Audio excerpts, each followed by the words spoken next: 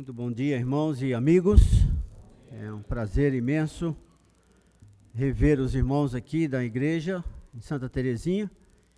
E também foi um prazer e uma honra estar ali ontem à noite, reunidos com os irmãos da Moraes. Nós, quando eu digo nós, eu digo a mim e a minha família, né? Conhecíamos muito os irmãos ali, no sentido da existência do trabalho da igreja, mas nunca tivemos o privilégio de estar ali e conhecer o lugar e também os irmãos que se reúnem ali. Isso para nós foi muito bom e foi um tempo de bastante alegria ver aquela igreja e aqueles irmãos, e ao mesmo tempo também ter o privilégio, né, de estar expondo a palavra de Deus àqueles queridos irmãos. E eu espero que o que nós estudamos ontem realmente possa encaixar com a necessidade da prática de vida cristã de cada um de nós, o nosso relacionamento com Deus, não é? Que não está restrito aos cultos dominicais. Nosso relacionamento com Deus é lá fora, no dia a dia, na nossa vida, na nossa semana, na nossa luta, nas nossas experiências, né? Isso é vida cristã. Aqui eu vejo que é um momento de comunhão, um momento de louvor, um momento de aprendizado, um momento de fortalecimento da fé.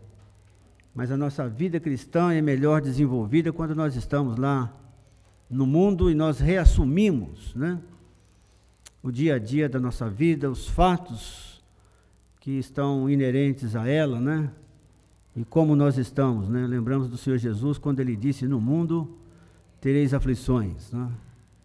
Então, eles estiveram lá no passado, e eu quero crer que todas as gerações do povo de Deus nesse mundo enfrentam mesmo as aflições e as lutas. Então, foi um tempo muito bom. Obrigado, irmãos, pelo convite que foi feito. De coração, eu deixo toda a minha gratidão a vocês por esse bom tempo aqui com os irmãos. Nós temos um tempo também esta manhã para estudarmos um pouco da palavra de Deus. Então eu queria convidar os irmãos e os amigos que têm suas Bíblias aí em suas mãos. Vamos abrir na primeira epístola de Paulo aos Tessalonicenses. Primeira epístola dele aos Tessalonicenses.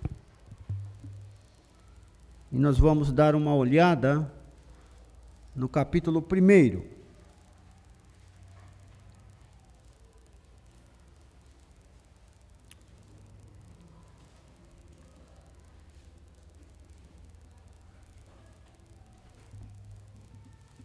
Capítulo 1, versículo 1. Onde lemos: Paulo, Silvano e Timóteo, a igreja dos Tessalonicenses em Deus Pai e no Senhor Jesus Cristo, graça e paz a vós outros. Damos sempre graças a Deus por todos vós, mencionando-vos em nossas orações e sem cessar, recordando-nos diante do nosso Deus e Pai da operosidade da vossa fé, da abnegação do vosso amor e da firmeza da vossa esperança em nosso Senhor Jesus Cristo.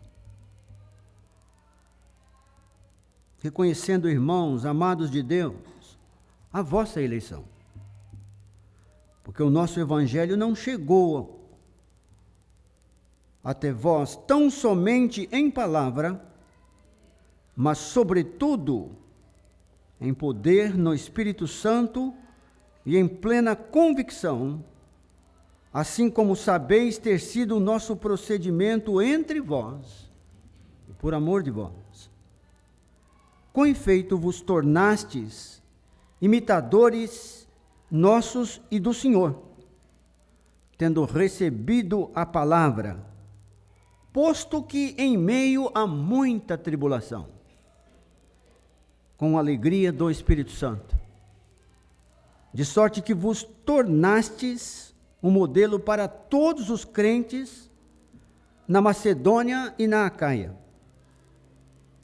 porque de vós repercutiu a palavra do Senhor, não só na Macedônia e Acaia, mas também por toda parte se divulgou a vossa fé para com Deus, a tal ponto de não termos necessidade de acrescentar coisa alguma. Pois eles mesmos, no tocante a nós, proclamam que repercussão teve o nosso ingresso no vosso meio, e como deixando os ídolos vos convertestes a Deus, para servirdes o Deus vivo e verdadeiro, e para aguardardes dos céus o seu Filho, a quem ele ressuscitou dentre os mortos, Jesus, que nos livra da ira vindoura. Que o nosso Deus abençoe, mais uma vez, essa leitura preciosa da sua palavra em nossos corações. Ainda eu quero que você curve aí por uns instantes a sua cabeça, feche os seus olhos, não o coração, mas feche os seus olhos, e vamos orar. Pai, obrigado, Senhor, porque mais uma vez nós temos esse privilégio imensurável, mas de tamanha responsabilidade, de extrair da Tua palavra as verdades que ela contém para a nossa educação na justiça, para a nossa formação espiritual. E nós te louvamos pelos recursos que o Senhor tem colocado ao nosso alcance. A leitura da palavra, a meditação da palavra e também a intermediação e a ação do Espírito em nossos corações.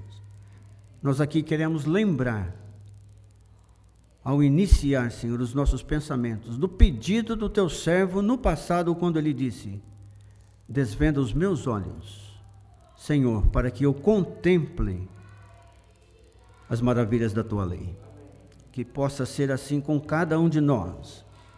As nossas dificuldades, Senhor, as coisas que nos impedem de ter uma compreensão adequada e concisa das Escrituras, para que possamos também ter uma fé adequada e um comportamento coerente com a fé que expressamos em Cristo Jesus. Dá-nos a Tua bênção, pois tudo pedimos no nome do nosso Senhor e Salvador Jesus Cristo.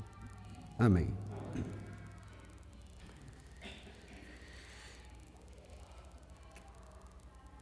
Quando nós olhamos aqui um assunto como este, eu tenho buscado aqui no capítulo 1, um esboço daquilo que a gente estudou. Então, eu rapidamente queria mencionar isto, não sei se vamos ter tempo hábil para ver tudo isto, mas eu queria pelo menos mencionar esse esboço aqui do capítulo 1 para a gente memorizar bem.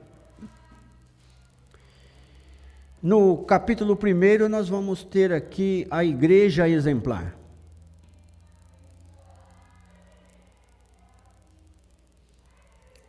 E pelo menos 4 características de uma igreja exemplar estão salientes aqui no texto para que a gente possa considerá-lo. E todas as características têm a ver com a palavra de Deus. Quando você olha aí, por exemplo, no versículo 6, com efeito vos tornastes imitadores nossos e do Senhor, tendo recebido a palavra. Então, a primeira característica de uma igreja exemplar, e esta ideia da igreja exemplar, ela surge mesmo em versículo 7, quando ele diz que vos tornastes um modelo. A igreja dos Tessalonicenses se torna uma igreja exemplar e, como exemplo, ela se torna um modelo para todas as igrejas daquelas regiões ali. Então, a primeira característica de uma igreja exemplar está ligada com a sua atitude, a atitude da igreja para com a palavra. E a primeira característica que eu vejo desta igreja como sendo uma igreja exemplar é o fato de que é uma igreja aberta para receber a palavra de Deus. Está aí no versículo 6. Com efeito, vos tornastes imitadores nossos e do Senhor, tendo recebido a palavra de Deus. Não só ele mostra essa característica tão importante de uma igreja exemplar, mas ele também, ao descrever isto, ele descreve as circunstâncias pelas quais esta palavra chegou até entre eles. Ele descreve pelo menos 2 elementos aqui, neste momento, quando receberam a palavra. Ele descreve tribulação de um lado, tendo recebido a palavra, posto que em meio a muita tribulação. Essa foi uma característica ali, não é? Um elemento que sobressai ali no momento quando receberam a palavra de Deus. Se por um lado, essas tribulações ali estavam presentes no momento da recepção da palavra, isto me faz recordar aquele versículo de João 16:33, quando o Senhor Jesus disse assim, né? Estas coisas vos tenho dito para que tenhais paz em mim. No mundo tereis aflições, mas tende bom ânimo, porque eu venci o mundo. Então, a aflição e estas coisas não é só o privilégio dos irmãos no passado, e nem de uma geração específica, mas eu creio que isso é uma coisa que está presente em todas as gerações, né? Então, os irmãos em Tessalonicenses, ali de Tessalônica, receberam esta palavra e as circunstâncias pelas quais receberam a palavra no meio de muita tribulação. É uma característica muito importante, porque você tem que entender que há alguém que não tem prazer na divulgação da palavra, alguém que não se alegra com a expansão da palavra, alguém que não se sente satisfeito com o resultado da palavra diretamente em mim e da influência que essa palavra, ao ter em mim, vai ter sobre vocês. E ele não vai ficar ali olhando e aplaudindo. Satanás não tem nenhum prazer em tudo isso. O diabo não tem nenhuma satisfação em ver isto existindo na igreja. Então ele vai trabalhar no sentido de que algum tipo de sofrimento, alguma adversidade, algum tipo de tribulação, isto vai ser algo natural, como era aqui entre os tessalonicenses. Mas se por um lado a gente lê a nota de que uma das circunstâncias que existiam ali estão ligadas com essas coisas da tribulação, por outro lado existe um equilíbrio em tudo isso, porque a palavra está dizendo aqui o seguinte: eles receberam também, se de um lado existiam aquelas tribulações e dificuldades, por outro lado existia um outro elemento, alegria no Espírito Santo, não é? É o que diz assim, receberam com alegria, mas não uma alegria humana, não um entusiasmo no sentido de uma vibração carnal, não uma coisa provocada pelo sangue, né, pelo elemento humano, mas é um fruto que está muito acima de tudo isto, porque é uma alegria que mexe mais com o emocional do ser humano, que mexe mais com o ser humano em si, que é provocada pelo próprio ser humano em si, não tem sustentabilidade, é uma coisa que tem pouca durabilidade, né? Quantas vezes temos uma notícia, temos uma recompensa, temos algum acontecimento na vida secular que nos produz grande alegria, não é? Mas de repente você sente que toda aquela vibração, todo aquele gozo, todo aquele contentamento que aquele momento trouxe, vai se esvaindo naturalmente com o passar dos tempos, porque é uma alegria que vai saindo, né? É uma alegria que vai sendo deixada de lado. A Bíblia não está dizendo desse tipo de alegria, a Bíblia está dizendo de um tipo de alegria que resulta da palavra de Deus, isto sim, que vem da ação do Espírito de Deus no nosso coração. Então, se por um lado você tem um povo passando por dificuldades e lutas e provações, por outro lado você tem uma igreja que tem manifestado uma grande alegria, e uma alegria que vem do Espírito Santo. Coração alegre, né, diz a palavra de Deus, é o quê?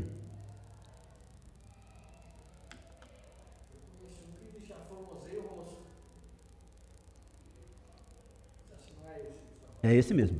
É. Às vezes a gente está tão preocupado de parecer tão bonito e tão belo, né? Mas há uma beleza maior que Deus quer ver em mim e quer ver em cada um de você. Que é a alegria que nós temos, que é resultado daquela alegria que é produzida em nós pela palavra de Deus. É isso que o Senhor quer ver dentro da igreja. A igreja de Tessalonicenses tinha isso.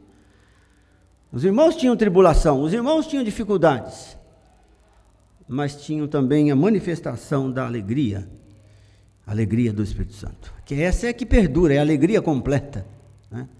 Minha mãe sempre me dizia isso e ainda me diz, né, que nessa vida não tem alegria completa, não tem um contentamento pleno. Mas quando a gente volta para as Escrituras, você lê as cartas de João, por exemplo, João fala de uma alegria que é uma alegria e um gozo que é completo. Só Deus tem isso para colocar para dentro das nossas vidas. Então, a importância de receber a palavra de Deus. Então, está aí a primeira característica de uma igreja exemplar. É uma igreja que está aberta para a palavra de Deus. Tem tribulação de um lado, mas tem alegria do outro lado. Primeira característica. Segunda característica da igreja que se torna modelo, aparece em versículo 8, porque... Versículo 8, o apóstolo Paulo vai dizer: porque de vós repercutiu a palavra do Senhor. Segunda característica está aí então ligada com a palavra de Deus. Receberam a palavra, em versículo 6, mas depois ele diz que a palavra que receberam era uma palavra que repercutia.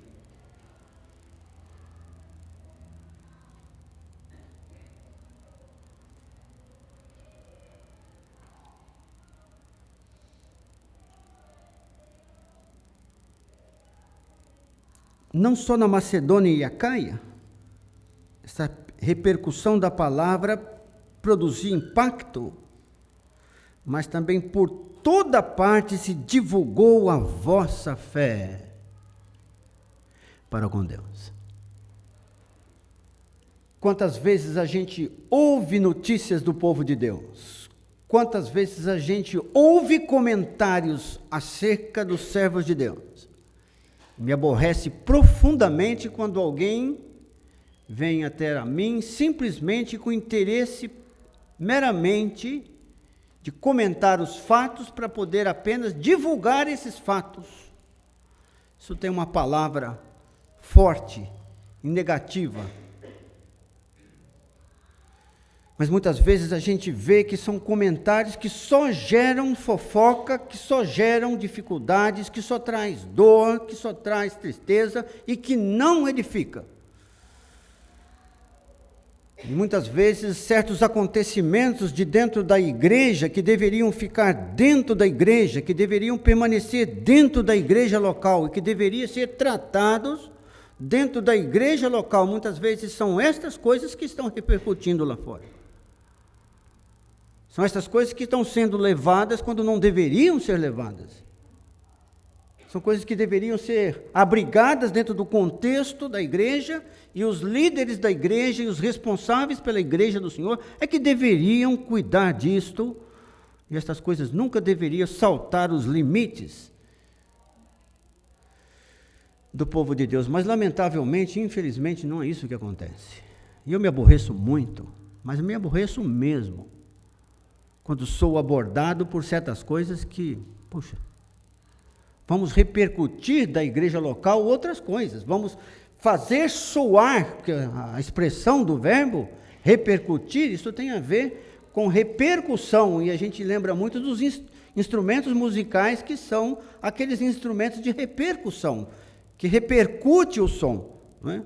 Que manda uma mensagem. Então, numa igreja modelo, não é uma igreja que não tem as suas lutas, que não é uma igreja que não tem os seus problemas, que não é uma igreja, ser uma igreja modelo não é uma igreja perfeita nesse sentido, isenta de problemas. Não é isso que as Escrituras estão falando. Mas é uma igreja que o que sai dela, o que repercute dos seus limites e o que alcançou o exterior desta igreja, é alguma coisa ligada com a fé dos irmãos. porque em toda parte se divulgou, não só na região da Macedônia e Acaia, como ele está colocando aqui, mas o que repercutiu lá fora e o que saiu lá fora, causou tanto impacto e produziu aquele fruto que, de uma maneira tão preciosa, hoje esta jovem nos fez lembrar.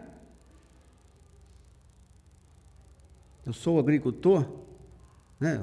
Meu pai é o agricultor, e nos fez lembrar ali de tudo isso, desse fruto que o Senhor quer ver existindo em todos nós, que não somente glorifica o nome do Senhor, mas que conforta os servos do Senhor espalhados em toda parte. E o que vai produzir esse fruto? A nossa fé, a firmeza da nossa fé, o vigor da nossa fé, o nosso relacionamento com Deus, a nossa vivência com Deus, a nossa experiência com Deus, entende? É isto que estrutura, é isto que dá segurança e é isto que traz o bem-estar. Quando a nossa fé tem problemas? Tenho. Luto com enfermidades? Luto, sim, senhor. Tenho perdas? Claro que as tenho. Se você quiser conversar comigo depois, eu tenho muitas para compartilhar contigo. Mas não é disto que nós queremos falar, não é disto que nós queremos apenas transparecer. Nós queremos transparecer que é em meio a tudo isto, há algo mais sublime que se sobressai a nossa fé para com Deus. Então é uma igreja que tem uma segunda característica muito interessante. O que se comenta dela, o que se sabe dela fora dos seus limites, o que se repercute dela, é a palavra, a fé dos irmãos. Isso está aí em versículo 8. Mas há uma terceira característica que surge em versículo 9. Vamos ler. Porque ele diz o seguinte: pois eles mesmos, no tocante a nós, proclamam que repercussão, novamente ele toca no assunto, num sentido diferente agora, que repercussão teve o nosso ingresso no vosso meio, a entrada dos irmãos ali entre eles, que repercussão teve o nosso ingresso no vosso meio, e como deixando os ídolos, vos convertestes a Deus, para servirdes o Deus vivo e verdadeiro. Então nós temos uma terceira característica de uma igreja modelo. Quando você leu aí, no meio do versículo, ao dizer o seguinte: como deixando a vida idólatra, né? Como deixando os ídolos, vos convertestes a Deus. A terceira característica de uma igreja modelo é aquela que restaura as vidas pelo poder da palavra de Deus. A vida de idolatria. Não sei se você tem vivido ou pregado o evangelho para pessoas que estão envolvidas nessa situação de idolatria, mas Deus tem me dado a experiência com algumas pessoas, e ultimamente tenho lidado com uma família. E esta família tem um membro da família que é alguém envolvida numa idolatria da mais perversa e mais ferrenha. Só que parte desta família, ao ouvir a palavra de Deus, tem compreendido a palavra e tem sido salvas pelo poder da palavra para uma conversão sincera a Deus. E eles têm feito um esforço tremendo. Vocês têm oração aqui de quinta-feira, eu ouvi isso, então coloque um nome aí por mim, nesse sentido. Dona Idália. É alguém que está sendo alvo de muita oração, de muito trabalho, e é desejo desta família recém-convertida, de que essa Dona Idália, ela possa entender, e ela possa compreender, e ela possa crer, e possa deixar os ídolos, e se converter a Deus. pelo poder da palavra. Não há outro poder, irmãos. Quando nós vamos entrar nessas questões, quando nós vamos entrar nesse tipo perverso de escravidão, que prende a alma do indivíduo, que escraviza o indivíduo ali, e nós vamos entrar com o evangelho que é a luz, mas uma luz que tem o poder de brilhar no meio destas trevas imensas, eu entendo que só a palavra de Deus é que pode chacoalhar a vida de um indivíduo enraizado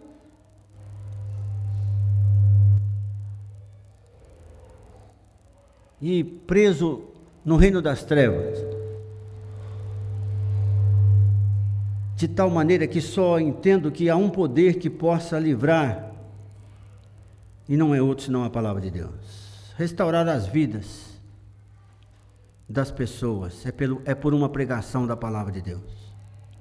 Lamentavelmente, nos dias atuais, parece-nos que é uma tentativa, pelo menos de alguns que eu tenho observado, de certos tipos de pregação da palavra de Deus, que muitas vezes nem do texto bíblico não parte mais. Mandei o meu filho uma certa época para um acampamento, e ele chegou em casa e me deu um relato, e ele disse assim: pai, o pregador não chegou nem a abrir mais a Bíblia lá para nós. Eu gosto muito da Data Show, e uso demais. Em alguns lugares nós já estamos projetando as escrituras na transparência, tem o seu valor, não tem a minha crítica. Mas eu sinto que em alguns momentos até os crentes agora estão deixando de carregar a palavra, porque já tem ela projetada aqui, e isso pode gerar um problema. Eu ainda prefiro mais esse contato, de abrir, de manusear, e de ter intimidade, para conhecer melhor a palavra de Deus. E aqui o texto está dizendo que esta terceira característica da palavra de Deus aqui é que foram pessoas que foram buscadas do reino das trevas, mas foram pessoas que foram convertidas para Deus. Infelizmente a gente tem a impressão ultimamente que o evangelho é pregado para trazer as pessoas para os pregadores. Claro que eu tenho essa experiência de pessoas que eu tenho levado o evangelho dentro do contexto da minha casa, e eles se reúnem comigo lá, e eu estudo a palavra com eles, e alguns têm se convertido. É natural que eles se apeguem muito a gente, e eles têm um carinho maior pela gente, porque todo o contato que eles têm com a palavra e tudo que eles enxergam em nós, então a minha casa acaba atraindo a eles, e eu tenho um deles lá que todo dia na semana, um dia por vez, ele tem que ir lá em casa. De tanto que ele se apegou a nós, isso é natural. Mas temos que olhar para a palavra de Deus e fazê-los entender que eles foram convertidos a Deus e não a mim. Não tenho direito nenhum sobre eles. São pessoas salvas, como o texto aqui diz. Salvos para Deus. Não somos dono da igreja. Somos servos do Senhor para servir a igreja que é de Deus. E uma igreja modelo, ela tem esta característica, ela converte pelo poder da palavra as pessoas da idolatria para Deus. Essa é a terceira característica. E a quarta e última característica aparece no versículo 10 desta igreja modelo. E para aguardardes dos céus o seu Filho, a quem ele ressuscitou dentre os mortos. Quem é ele? O Senhor Jesus, que nos livra da ira vindoura. Uma característica da carta toda é que em cada capítulo dessa carta o apóstolo toca no assunto da volta de Cristo Jesus. Isso é uma característica muito interessante, porque a igreja modelo é uma igreja que tem uma expectativa para o cumprimento das promessas da palavra. A igreja em Tessalônica tinha essa característica. Uma das grandes promessas da palavra de Deus é o retorno de Cristo Jesus. É a volta do Senhor Jesus. Esse é um assunto quase não mais ouvido, né? Isso é uma coisa não tanto pregada, mas os irmãos ali tinham já essa característica, eles estavam aguardando. Meus amados irmãos, quantas vezes nós estamos vivendo a nossa vida, lutando para realizar os sonhos, para desenvolver, para crescer e para afirmar tantas coisas que não são importantes sim nesta vida aqui. Mas isso acaba nos envolvendo tanto, isso acaba mexendo tanto, isso acaba conquistando tanto a nossa atenção que parece-nos que nós estamos perdendo aquela convicção de que há uma promessa gloriosa que vai mudar tudo em nossas vidas e vai mudar mesmo para valer. Louvado seja Deus por isso. Que é a volta do Senhor Jesus Cristo. Os irmãos aqui era uma igreja modelo porque eles viviam na expectativa do retorno de Cristo Jesus. E às vezes a gente chega em alguns lugares, os irmãos parecem transparecer, se eu estiver errado, é uma culpa minha, mas às vezes nos parece transparecer a ideia de que o povo de Deus já não vive mais nessa expectativa. Nós do mundo não somos. O próprio significado da palavra igreja já carrega com si esta força. Nós fomos tirados do mundo. Nós fomos comprados do mundo. Nós não somos do mundo. Jesus orou sobre isso, falou sobre isso. Nós estamos no mundo, mas nós não somos do mundo. Nós somos cidadãos dos céus. Nós somos da família de Deus. E o nosso compromisso é com o Senhor. A nossa esperança é superior e nós aguardamos uma pátria superior. E tudo isto vai ser uma grande realidade quando Cristo Jesus ele vier e eu esperaria muito que fosse hoje. Porque as primeiras coisas seriam passadas, né? E a nossa realidade será outra. Será que a gente vive mesmo essa expectativa da vinda de Cristo? Então você tem as 4 características de uma igreja exemplar. Mas vamos voltar então, a gente ainda tem alguns minutos, vamos voltar aqui para o início do texto. Porque é muito interessante examinar alguns detalhes.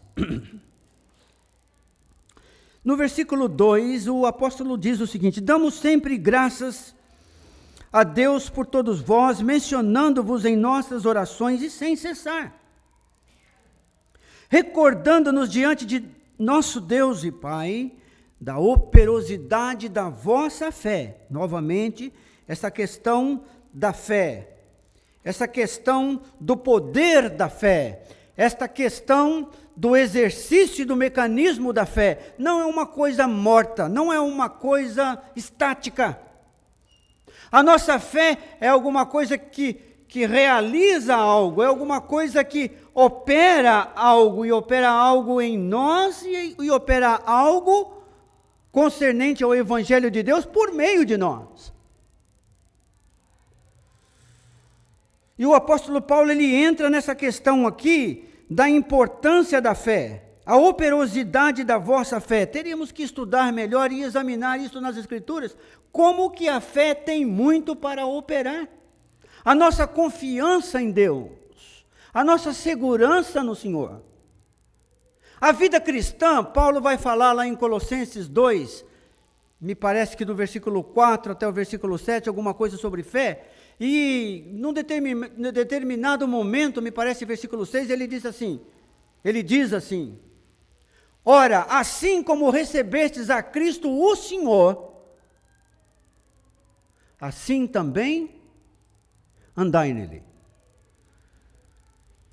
Como é que eu recebi a Cristo como Senhor? Eu não vi o Senhor, eu não estive com o Senhor, eu não apalpei o Senhor. Como é que eu tive conhecimento do Senhor? Como é que Cristo passou a ser Senhor da minha vida? Assim como recebestes a Cristo o Senhor. Quando eu recebi a Cristo Jesus, não é apenas meu Salvador, Ele é meu dono.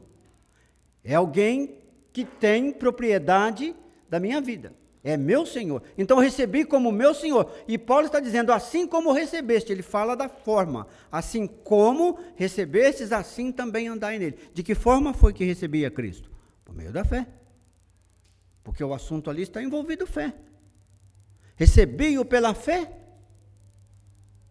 Então você vê o poder da fé, você vê a operação da fé, você vê o funcionamento da fé existindo em nós.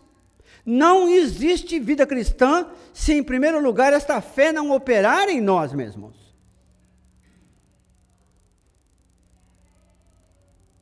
E depois ele continua dizendo, e assim como recebestes a Cristo como Senhor, assim andai. O verbo andar denota o quê? Qual é a ideia que ele transmite para nós?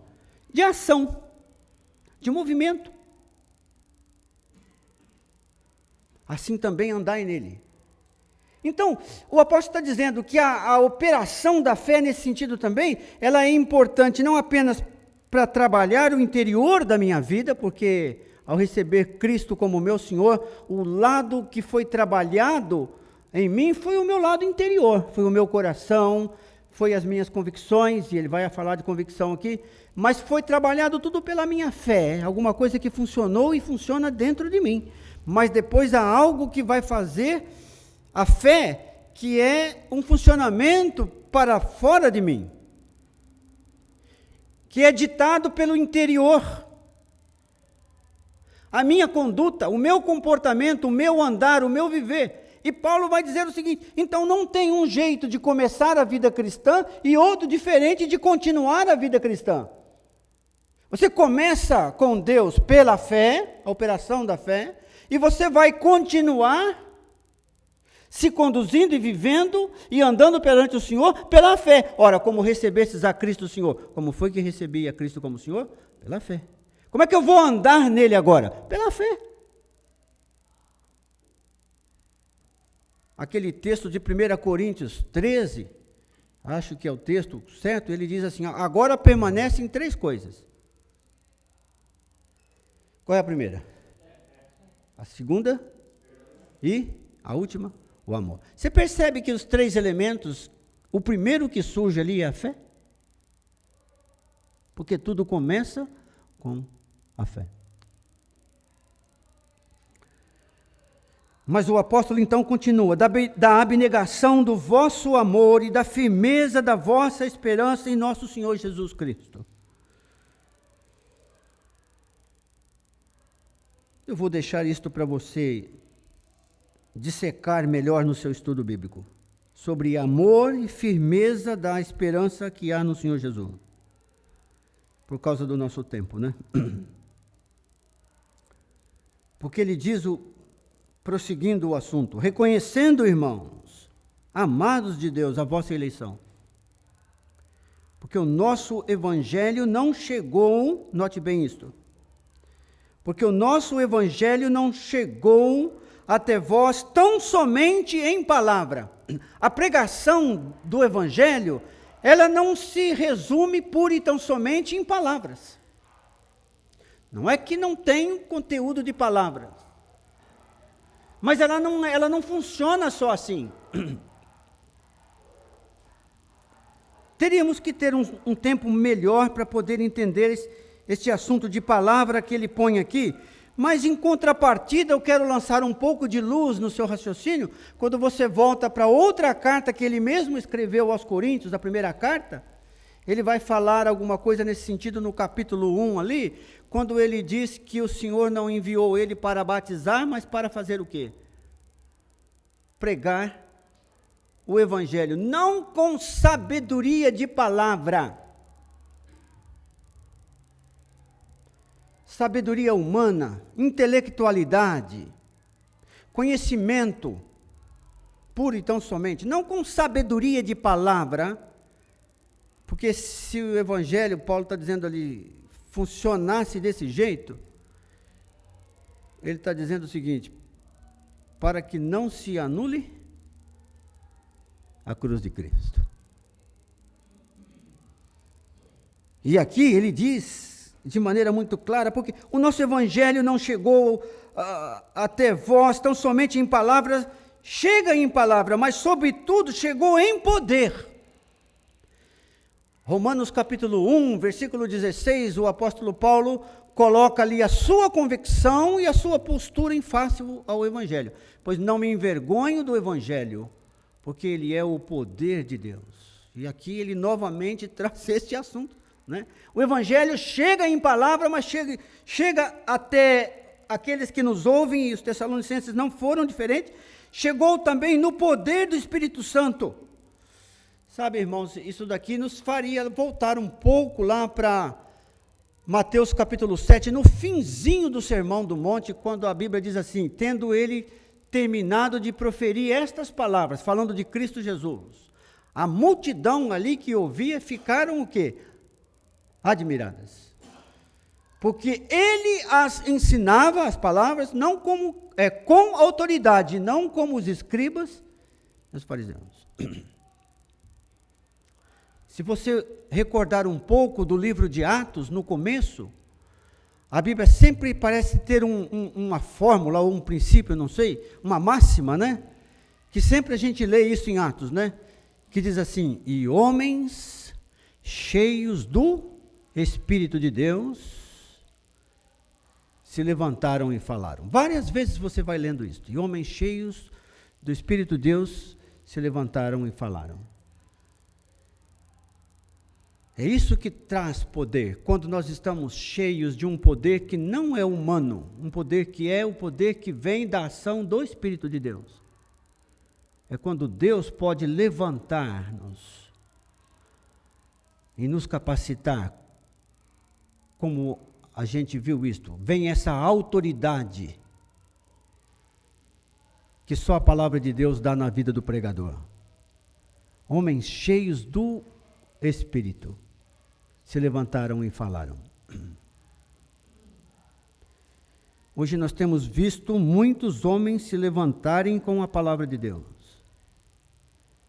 mas não temos visto tanto o poder de Deus sendo manifestado. Não sentimos isso, não percebemos isto, não somos contagiados por isto. E um dos ensinamentos do apóstolo Paulo também, na sua carta a Tito, quando fala aos presbíteros, uma das características de um presbítero desejado pela palavra de Deus, é capítulo 1, versículo 9, é que ele tem que ser alguém apegado à palavra, para que tenha poder. Quer ser alguém que tem poder? Quer ser alguém que prega com poder? Isto vem do estudo da palavra. Isto vem da ação do Espírito Santo em nós, por meio da palavra. Me disseram que era até 11h30. Já passei 3 minutos. Quero concluir para vocês dizendo o seguinte. Quando eu ainda era mais jovem, não que eu agora seja tão velho, né? Mas quando eu era bem mais novo, eu vinha para a casa de oração muitas vezes, sentava no banco igual vocês estão assentados ouvindo os pregadores. Só que quando a gente é jovem, a gente é mais curioso. Então você ficava olhando de um lado para o outro e às vezes o pregador estava falando, mas você observava os irmãos e a maioria estava um coçando o cabelo, o outro estava olhando para o relógio, alguém estava abrindo assim a boca e bocejando e o povo não parecia estar muito interessado no que o pregador estava falando. Eu não quero ser crítico demais e nem áspero. Mas um dia eu olhei para tudo isto e eu disse assim, Senhor, se o Senhor me colocar para pregar, eu não quero ser assim. Do contrário, melhor que eu fique no banco.